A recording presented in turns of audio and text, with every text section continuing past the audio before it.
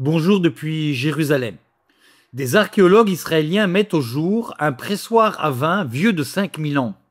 Des archéologues de l'autorité des antiquités d'Israël ont découvert l'un des plus anciens pressoirs à vin d'Israël et des objets rituels cananéens près de Tel Guido dans la vallée d'Israël.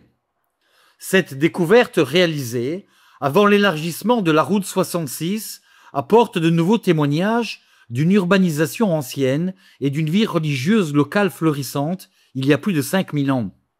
Les fouilles, menées dans le cadre d'un vaste projet d'aménagement des transports, s'étendant sur environ 1 kilomètre, ont mis à jour des vestiges datant de la période du bronze ancien, plus de 5000 ans, ainsi que du bronze récent il y a environ 3300 ans. Parmi les découvertes les plus anciennes figure un petit pressoir à vin creusé dans la roche, doté d'une aire de foulage inclinée et d'une cuve de collecte, une preuve manifeste de l'existence d'une production viticole organisée dans la région dès l'essor des premières villes. Les archéologues ont également découvert des structures résidentielles près du pressoir, suggérant que la zone faisait partie d'un habitant en expansion au-delà des limites de Tel Megiddo. Cette découverte replace le début de la viticulture locale dans un contexte urbain plus large et illustre le développement parallèle de la vie communautaire et de l'artisanat. Et puis nous passons à une nouvelle religieuse avec la célébration de Sainte Élisabeth de Hongrie à Jérusalem. Comme chaque année, le 17 novembre, une célébration solennelle a eu lieu à l'occasion de la mémoire de Sainte Élisabeth de Hongrie, patronne de l'ordre franciscain séculier. La messe a été présidée par le frère Francisco Lelpo, custode de Terre Sainte.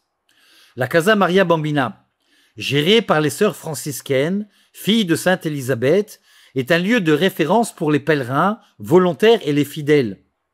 Située dans la vieille ville de Jérusalem, à 2 pas du Saint-Sépulcre, elle offre une hospitalité dans de nombreux espaces, tels que cuisine et dortoir.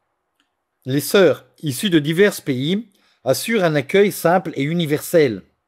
Dans son homélie, le frère Lelpo a médité sur les traits essentiels de la figure de Sainte Élisabeth, les reliant à la vie quotidienne des sœurs, de la communauté et de la custodie.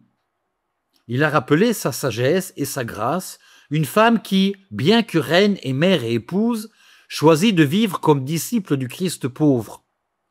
Malgré la perte des biens et de sa position, elle transforma chaque épreuve en offrande d'amour, exprimant le message paulinien. La vraie richesse n'est pas d'accumuler, mais de servir, non de dominer, mais de prendre soin, non de garder, mais de donner. Enfin, le custode parla de la joie du service. Non pas une joie superficielle, mais une joie profonde, typiquement franciscaine, née de la reconnaissance de Dieu dans les pauvres et du don désintéressé de soi. Son message fut un appel à vivre la sainteté, non comme un idéal lointain, mais comme un service concret.